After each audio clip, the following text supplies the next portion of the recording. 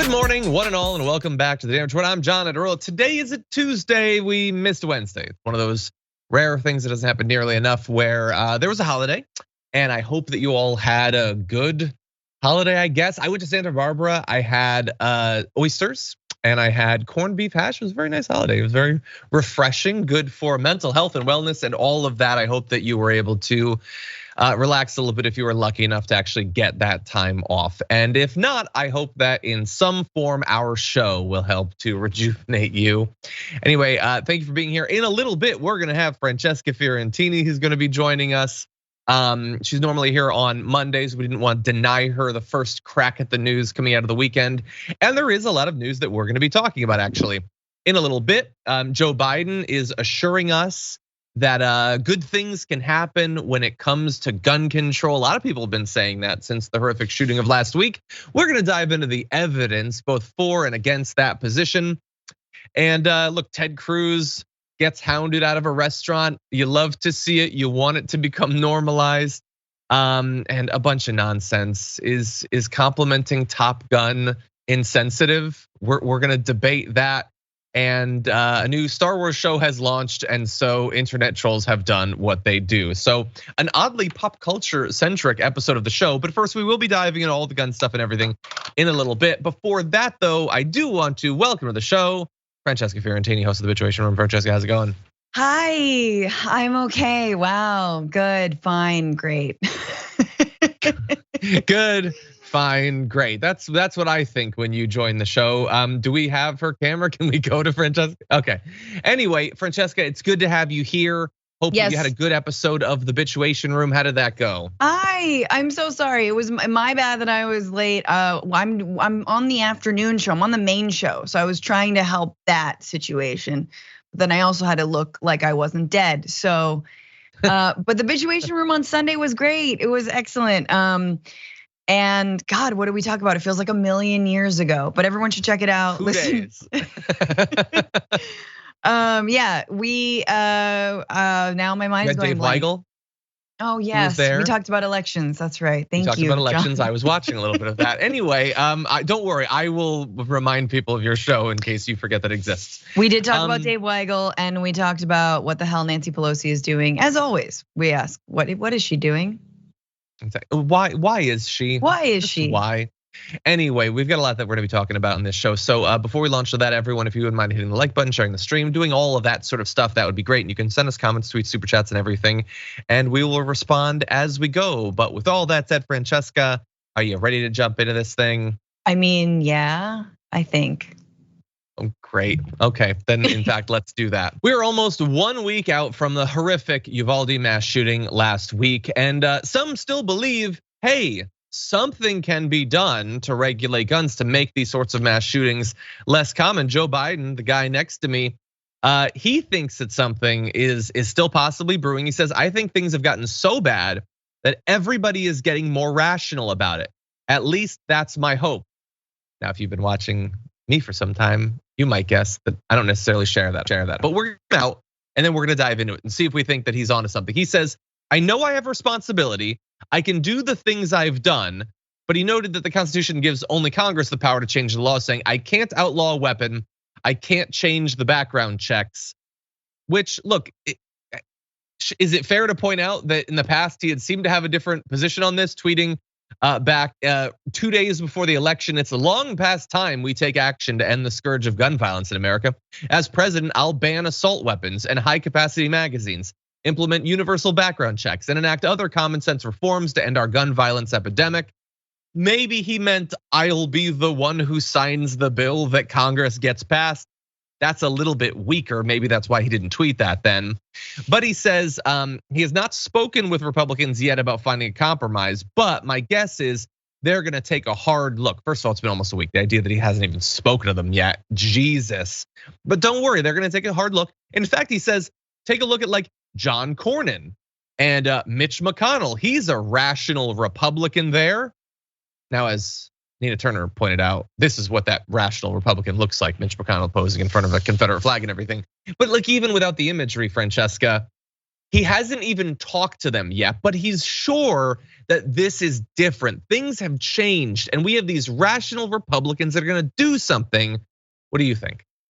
I've been thinking a little bit about this, and I've come to the conclusion that people become a Republican not necessarily because they're into like, the white ethno state, or because they hate trans people, or because they really love corporate tax breaks for corporations and millionaires and billionaires, because they are not millionaires or billionaires.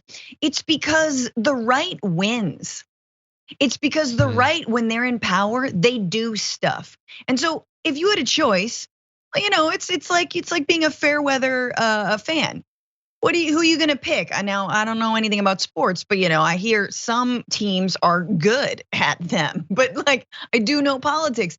And if you just alien eyes looking at these two teams, you're like, yeah, I'm gonna go with the team that's like crushing it right now. Except instead of the other one, instead of Democrats, who even when they elect Joe Biden, the safest, most middle of the road choice, cannot get something so basic done. They lose every single time. And this is such a perfect example of it. My guess is he hasn't even talked about the filibuster yet either, as he spoke about it after the Roe v. Wade leak, because we know what he would say, which is, no, we're not gonna, I don't think we should do away with the filibuster for this either. We're not going to do anything.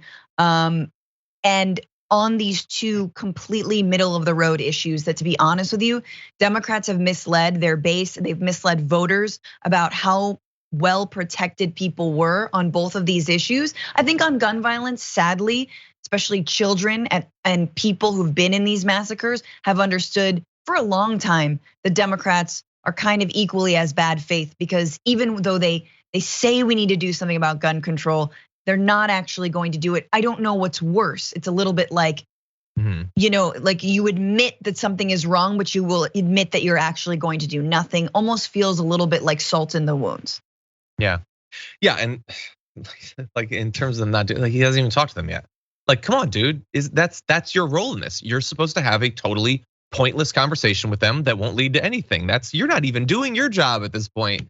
The analogy that you made to sports, I think, is actually fairly robust in this, that yes, they will follow along with this team, the Republicans, so that when the team scores a goal or whatever, they get to cheer, even though it doesn't do anything for you. Like I used to like the Patriots, but like if the Patriots win, maybe I feel good. It's not like my life is better. Nothing has happened.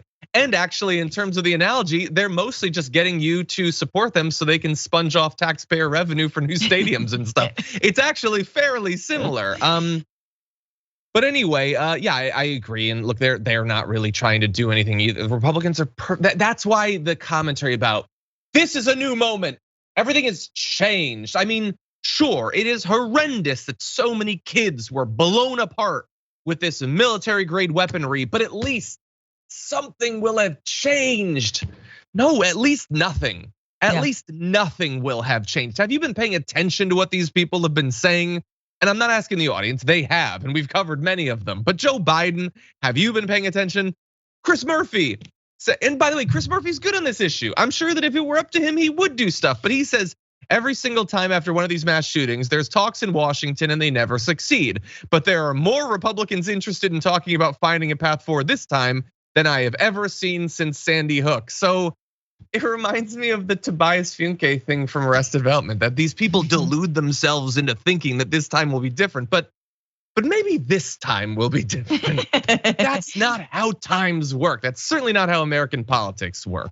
No, especially when they go on recess for a week or whatever it is for Memorial Day, right after this happens. Like, can you just postpone that a little bit? Is that gonna throw everything off? Wow, their agenda is so packed, John, because like, swear to God, they were gonna like do something. Like, when now, it would have delayed their delayment of the partial passing of the Build Back Better bill that they will never pass. It will delay. Like, what are you waiting for? What are you delaying? Yeah. What do you have to do? Take this recess for?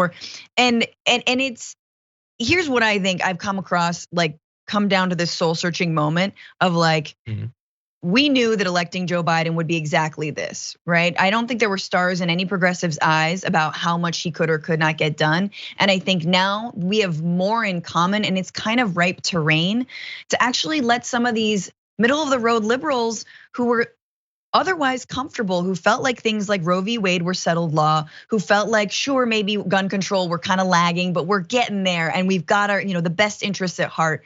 That's all been imploded.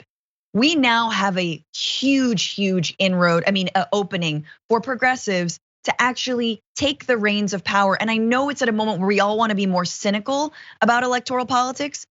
And we should always have this inside outside understanding of outside pressure, inside electoralism. But like, this is the time to be like, oh no one has anything in charge. It is our time to make the case for why we need actual leadership, because even these middle of the road things that are not radical, they're not leftist, there's no way you could paint them as socialists. Hey, I don't want to die in school. These are the priorities. Well, yeah, and look, hopefully they're listening to us. The issue is that the mainstream media seems to understand that this is a potential opening, which is why they've been preemptively blaming the left for Biden's political troubles. Like a moderate president failing, doing nothing is proof that the left can't be allowed to rule. That's what they're saying.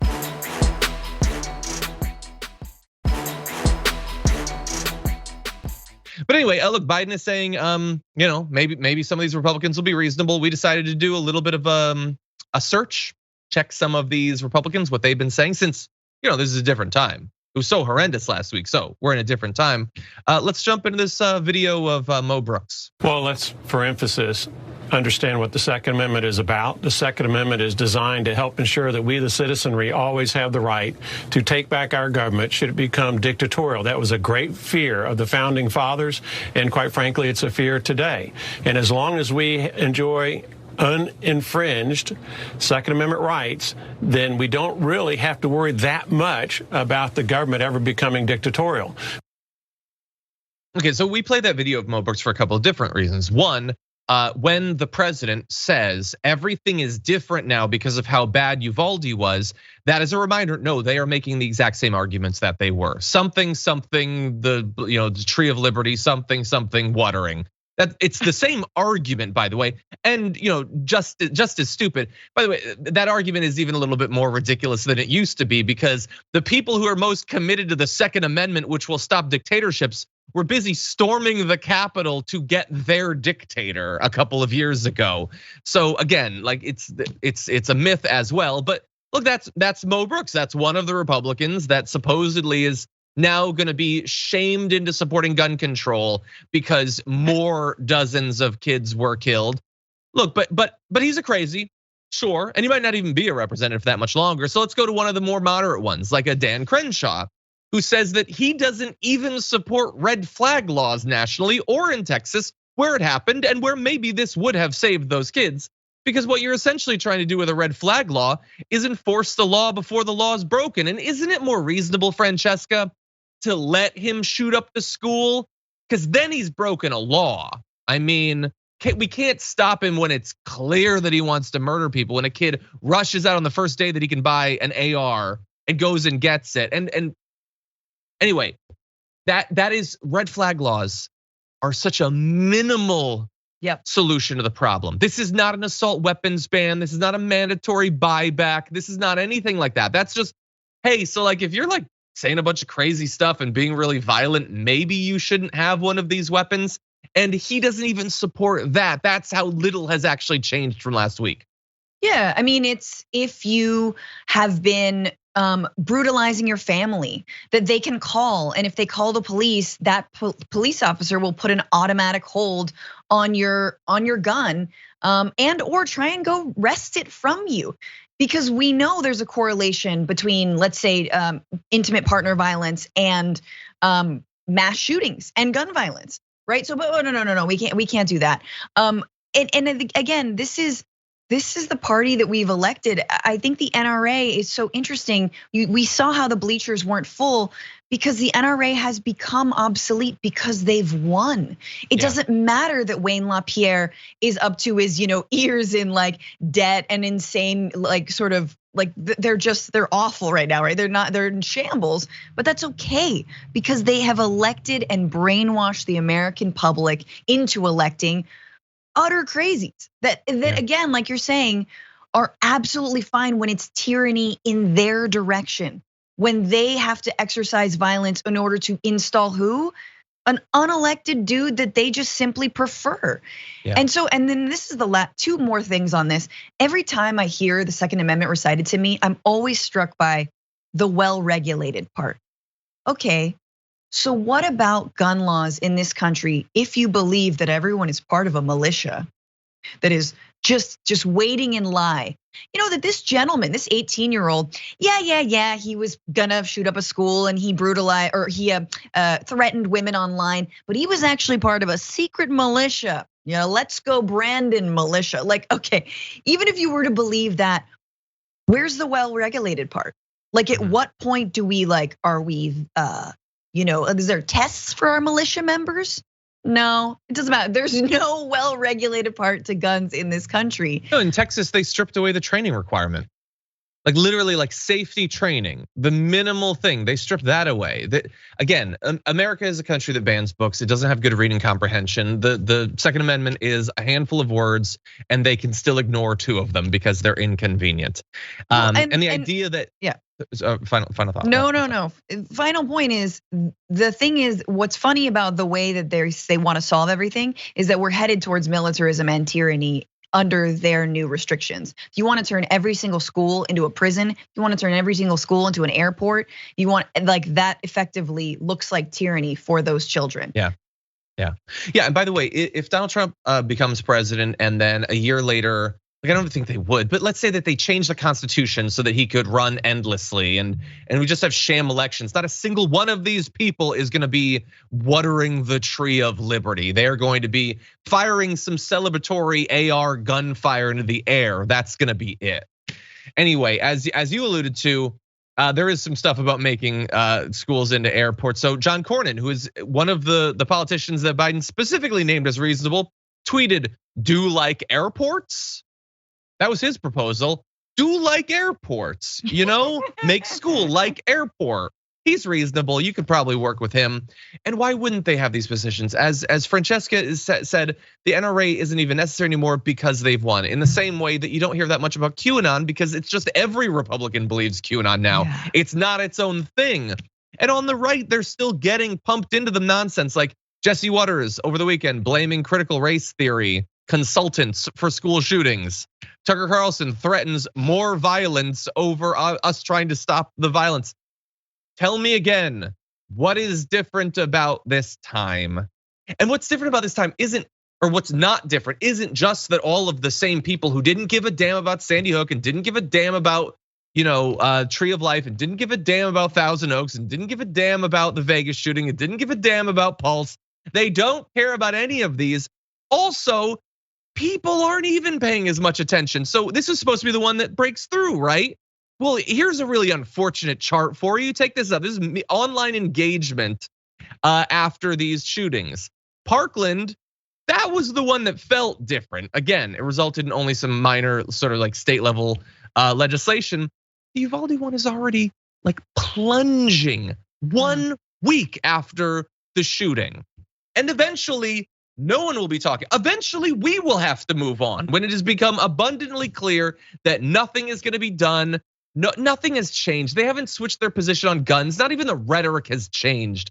The day of, right-wing pundits were talking about the Second Amendment and barely even pretending to care about these dead kids. And I know that this is like me being a Buzz Killington. And I know this is me being, really pessimistic and everything. We love the idea that there's at least a silver lining coming out of all this bloodshed, but I'm not gonna lie and say that it's there when there's no evidence that it is.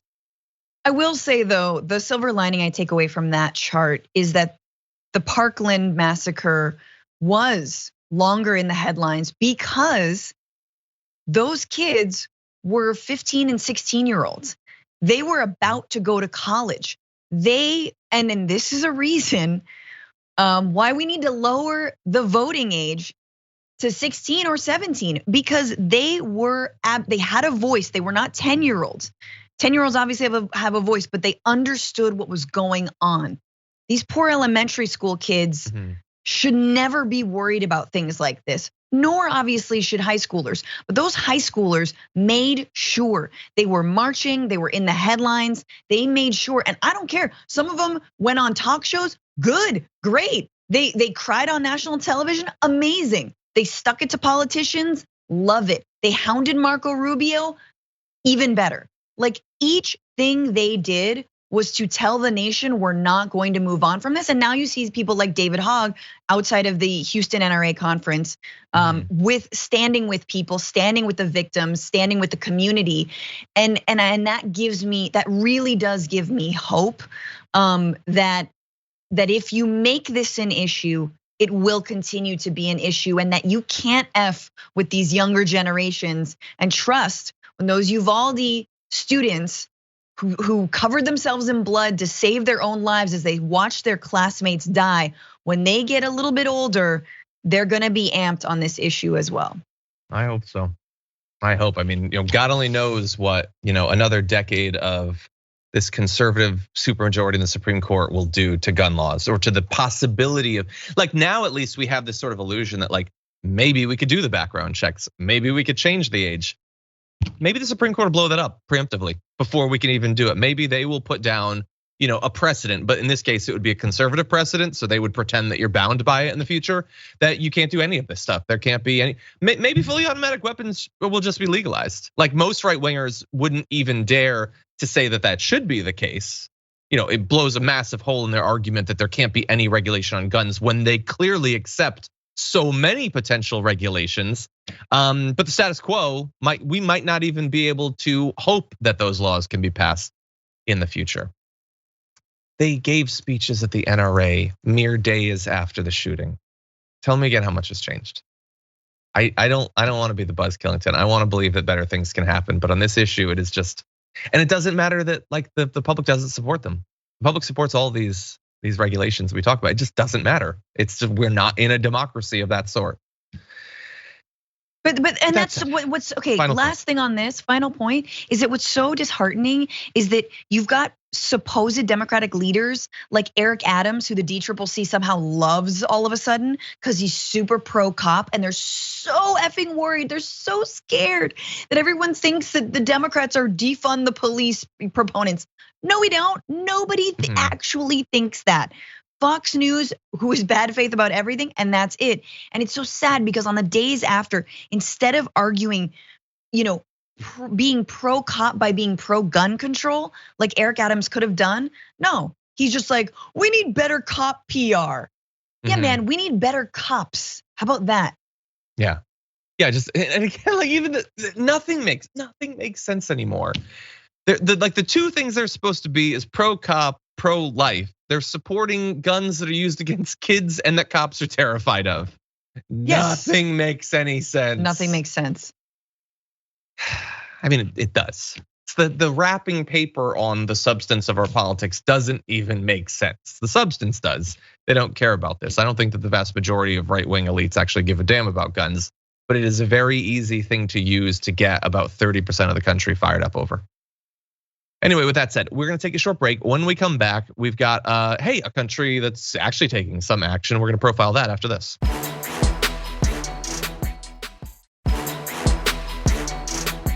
In the chat, Fascist Kills reminding, like Steve Scalise got shot. Like that didn't do anything even. Yeah, one guy. They were literally targeting them, but they were shooting at multiple. Like other people got shot. I believe didn't guards die in that attack? Like they were like it was the closest version of the intro to Handmaid's Tale.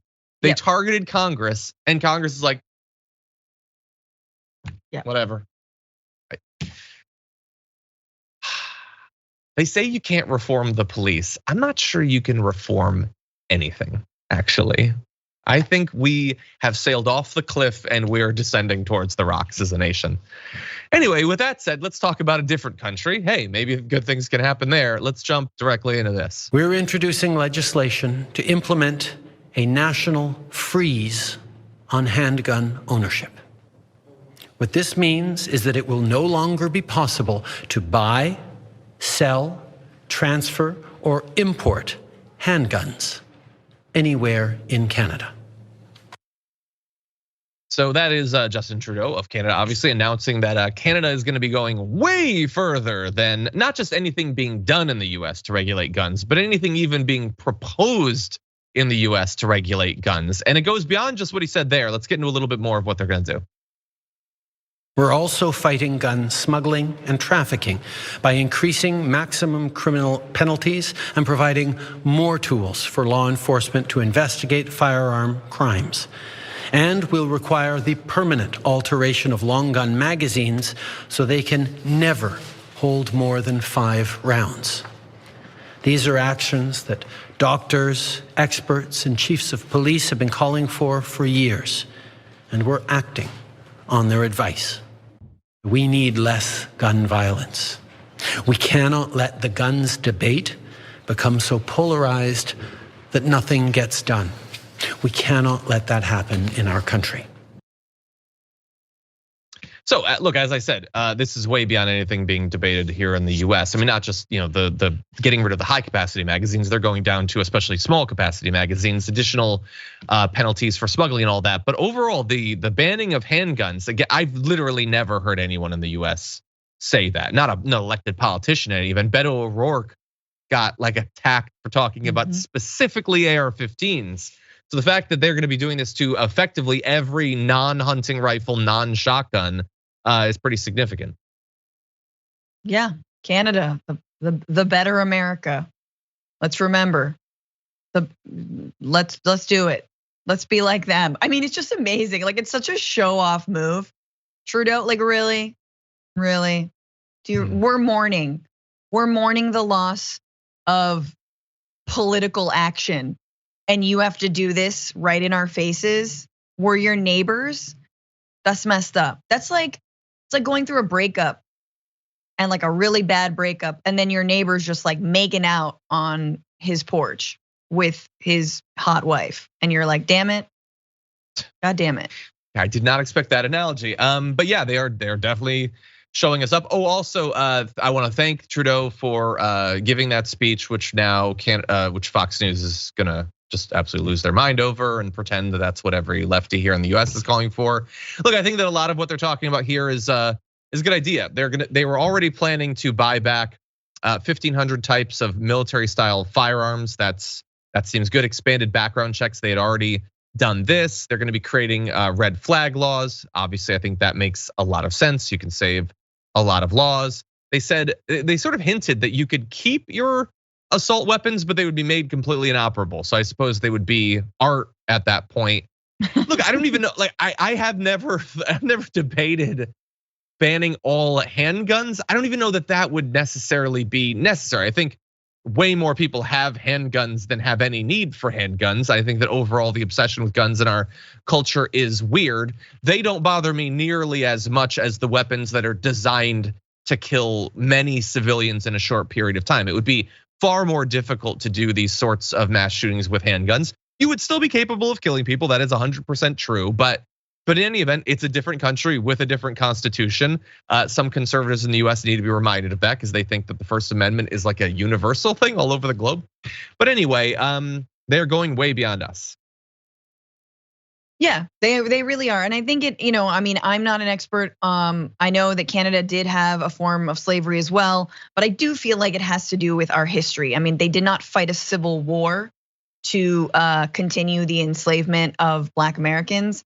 And I think we have just a very different history of like white settler racist colonialism in this country. I mean, and it's not to say that they don't have that legacy, but it's very different, and it doesn't run on this exact same color lines that the United States does. And I think that has everything to do with how specifically white Americans understand the role of weaponry in their lives, which I think is basically to protect themselves against Black people and people of color in this country. And for whatever reason that's entrenched in their mind. Yeah, but by the way, I think people might might be misconstruing what I'm saying. They're not buying back or taking back handguns. Just to be clear, they're doing that with the rifles. You can still have the handguns that you have. They're not doing new sales. So just to be very clear about what they're doing, they're banning the new sales. Yeah. Just to be clear. But that's huge. Like, I just want to say, like, that's huge for in terms of international trafficking as well. You know, it's basically saying there's going to be no market for that here. So if you're a smuggler or if you're a gun manufacturer, like, you're not going to find a market here. And you know where there is a market for a lot of guns, not just in the United States, or where there's like 3 guns per person in this country, but in Mexico and Central America, which is consistently gun manufacturers are fueling the violence in those countries, drug-related violence, gang-related violence, that it then in turn fuels the mass exodus of immigrants and families who want to escape that said violence. And where do they go? They come to the United States, and it's only, I guess, minimally better, because there's maybe a minimally less chance you're gonna die in gunfire. Well, and that's why it's good that they're also increasing, the stuff about smuggling, because of course there's going to be people trying to bring US guns across the border in the same way that you can ban guns in Chicago or whatever. You're still surrounded by gun country. We provide that internationally. But anyway, really fast, just I want to give people a little bit of information about some efforts by countries to fight back against gun violence. After a British gunman killed 16 people back in 1987, country banned semi-automatic weapons like those he'd used. It did the same with most handguns after a 1996 school shooting. It now has one of the lowest gun-related death rates in the developed world, which I don't understand. But it's a gun-free zone. And when you have a gun-free zone, criminals just manifest firearms. They just spring into their hands as if by divine will, because there's a gun-free zone. Weird. It's almost like that's not actually what's responsible for these shootings. By the way, in Australia, there was a 1996 massacre that prompted mandatory gun buybacks. They saw as many as 1 million firearms being collected, and the rate of mass shootings plummeted from once every 18 months to so far only one in the 26 years since.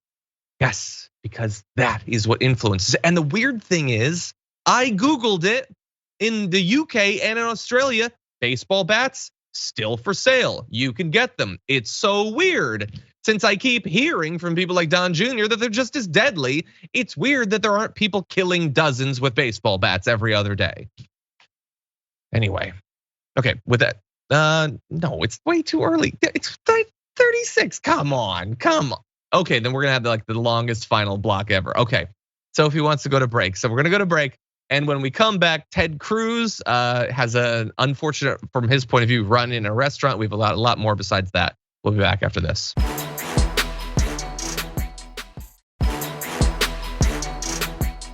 See, we're getting back from that second break at 10:41. Seems a bit early to me, but anyway, with that said, let's jump into this video. Why did you come here to the convention to take what money? Why? When 19 children died, that's on your hands. That's on your hands. That's on your hands. So that is Ted Cruz at Uptown Sushi, just hours after giving his speech at the NRA convention, which was of course just a couple of days after an absolutely devastating school shooting that Ted Cruz cared so little about that he went and spoke at the NRA that week.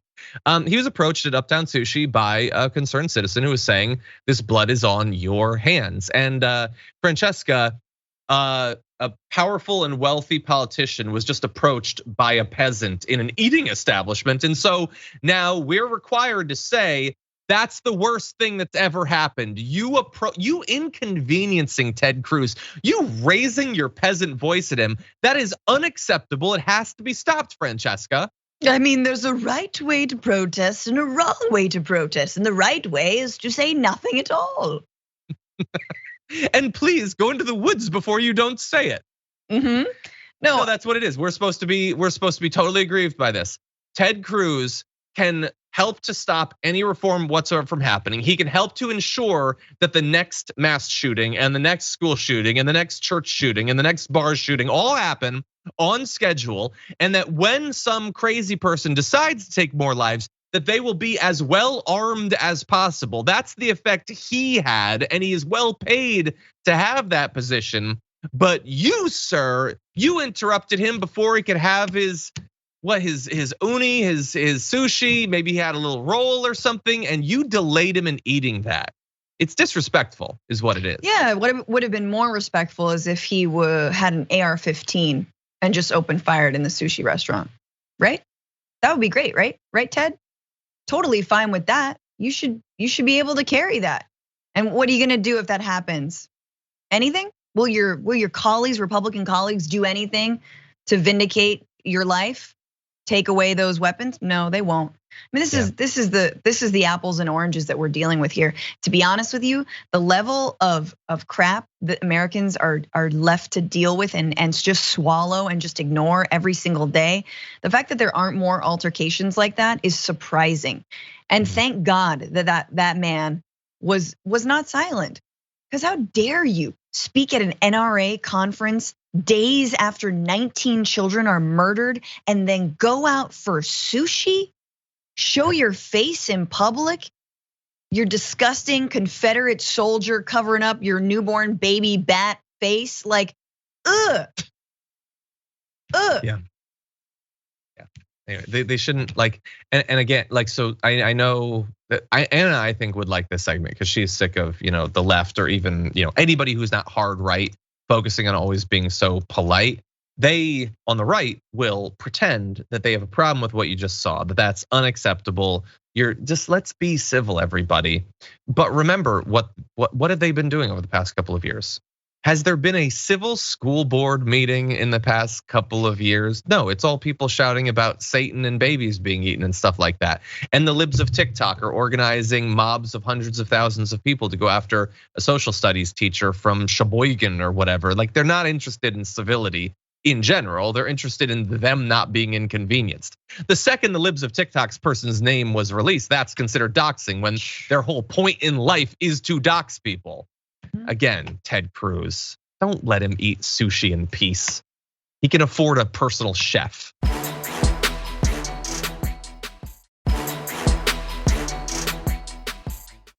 And speaking of which, actually, let's move into a little bit more about Ted Cruz. We're gonna go to this second video. The elites who dominate our culture tell us that firearms lie at the root of the problem. By elites, I refer to some of the most powerful politicians and their allies in the media, the leaders of the largest corporations and many of the most famous celebrities, and those who echo and amplify them. Their resources are limitless. Their megaphone is enormous, and their voice can be deafening. Many of these same people make their accusations from behind great bulwarks of safety, from gated communities equipped with private security, or at the very least, from safe and expensive neighborhoods protected by high home prices and low crime rates. Such people can afford an indulgent ideology. How dare these elites, these powerful, wealthy politicians giving bold proclamations behind the safety that they have, whether it's high home prices or NRA conventions where guns are banned. You can't have a gun there. Why? Because you might shoot at Ted Cruz, and Ted Cruz isn't going to accept that. So guns can be banned there. Everywhere else they have to exist. The places he's not, you can have guns. You can shoot each other up as much as you want, you peasants. But when you're around Ted Cruz, you're going to be banned from having a gun. When you're around Ted Cruz, man of the people, who I guess did he even go to college? Like maybe had a couple of semesters, Francesca, at a community college or something like that. I don't know. And now what is like? I think he's a busboy or something, right? Like making minimum wage, and just trying to rally the people against the rich, politically connected elites of society is Ted Cruz. He pulled himself up by the bootstraps. He was a bartender actually for a while, and then he decided to run for Congress, and it was crazy. Knocked on a lot of doors. Nobody thought he would win, and then oh God, no, that's Alexandria Ocasio-Cortez's origin story. Yeah, like Sandy Cortez. Ted Cruz went to some weird community college, like Prince Tone? Was that? I've never heard of it. Actually. And another one like Yale. Local.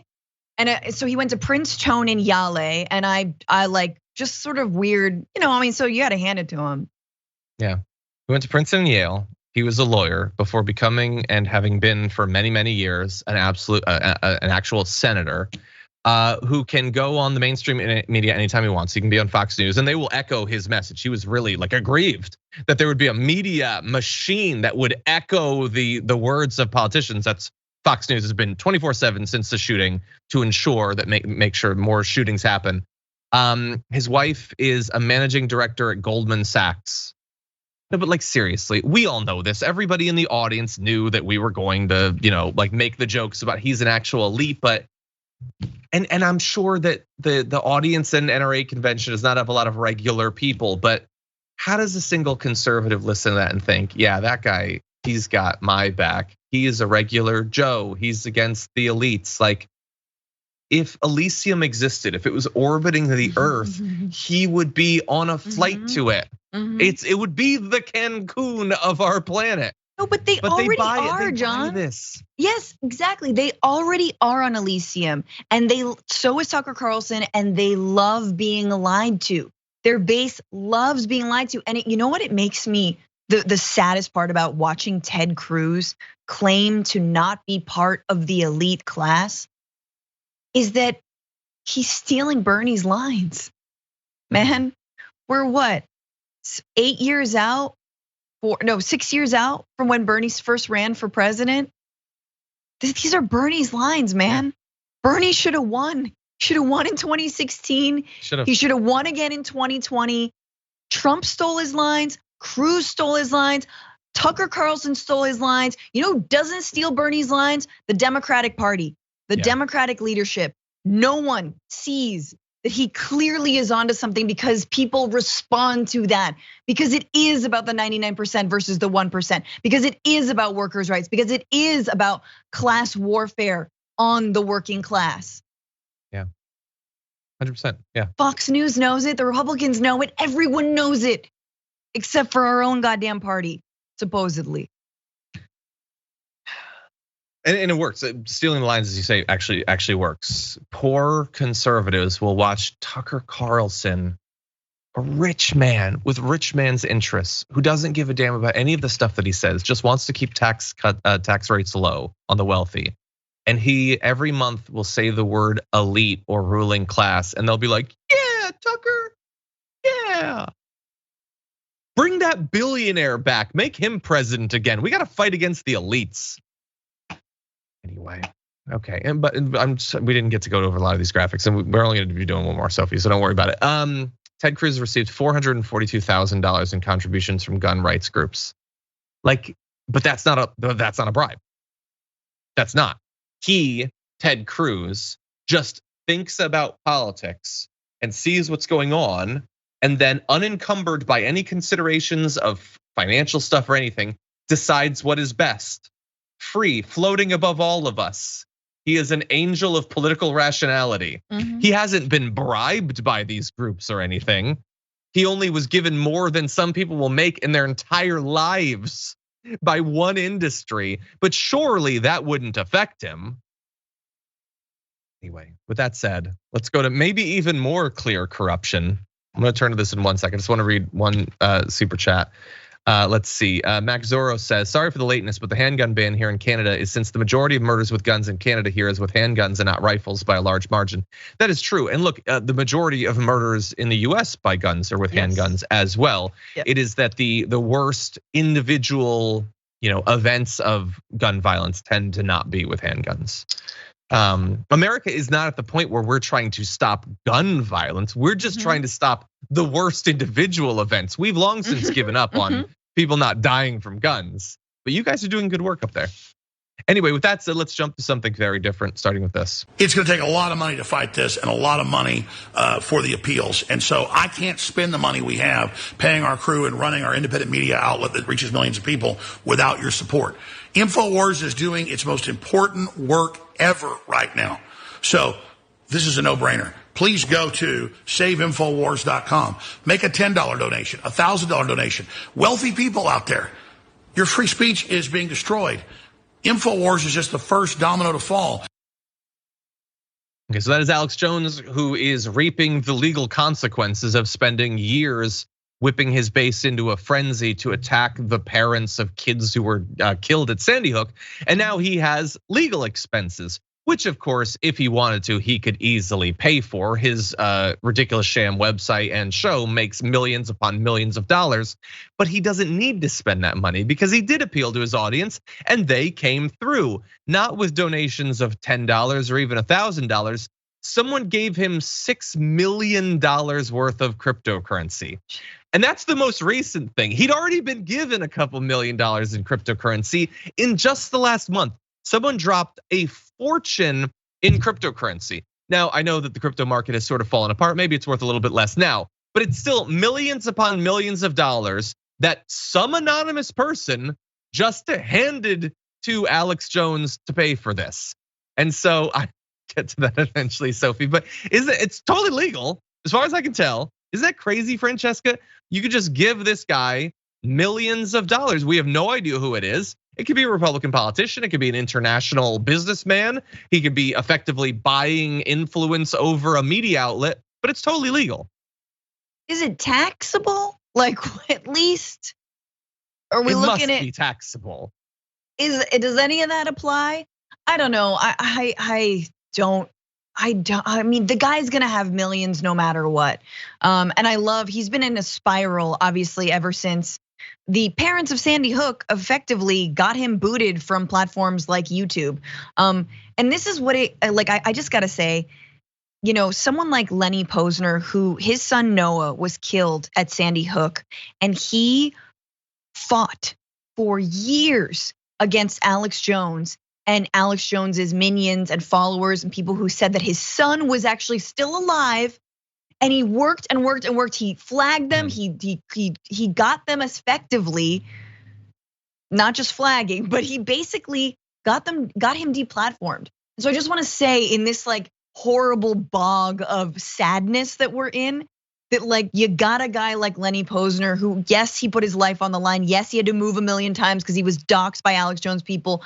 But F Alex Jones and F all the ways that they're going to defame the victims and their families, and will continue to do that. Because guess he lost. He lost in the end. He will continue losing. Whatever, 6 million is not going to help him rebuild his empire. Bitcoin's worth nothing tomorrow. No, it's not going to hurt.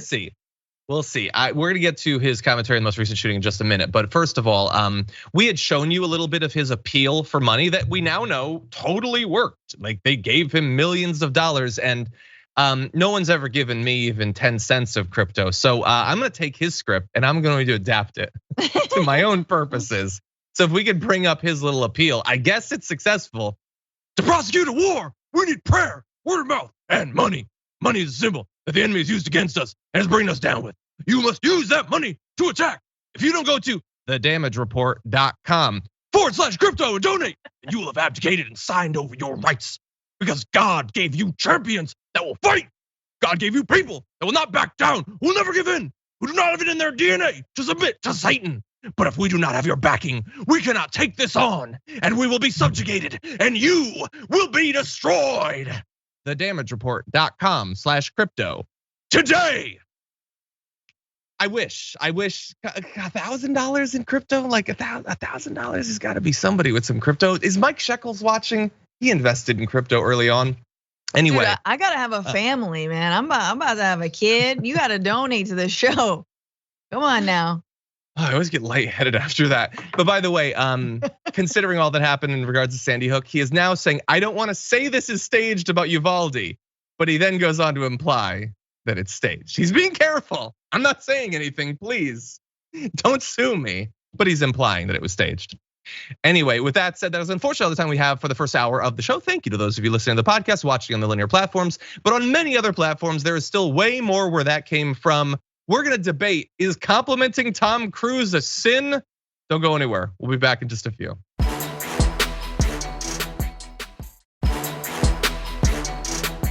Daedalus has been a member for 11 months. Says, I've said it before, but I can't wait to start teaching in Japan next year. Sure, it has its own problems, but I don't have to worry about being shot. That's true. Yeah, but there's baseball bats there. So, Japan loves baseball. So you're in just as much danger. Scissizap says, Biden is so cute. In his mind, JoJo is a rational Democrat. McConnell is a rational Republican, and they can fix the gun problem together. Yeah, but see, when they don't fix it this time, then Biden is going to be forced to change his view.